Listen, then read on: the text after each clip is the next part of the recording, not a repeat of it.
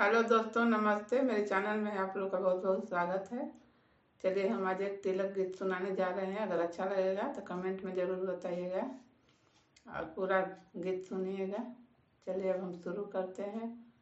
चंदा उगले पर्वत से सूरज उगहि न जाने। चंदा उगले पर्वत से सूरज उगहि न जाने। कौन दुल्हा सले अपना पापा से तिलक लेवाहि न जाने।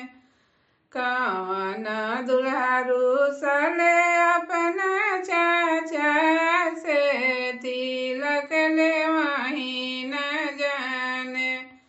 मैं तो करिला सारा बिसिया तिलक लेवाहि न जाने। मैं तो बोलिला इंग्लिसिया तिलक लेवाहि न जाने।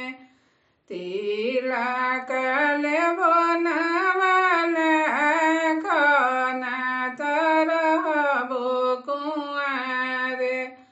तिलक लेबो नवाला खना तरहबो कुंवारे। चंदा उगले पर्वत से सूरज उगहि न जाने। चंदा उगले पर्वत से सूरज उगहि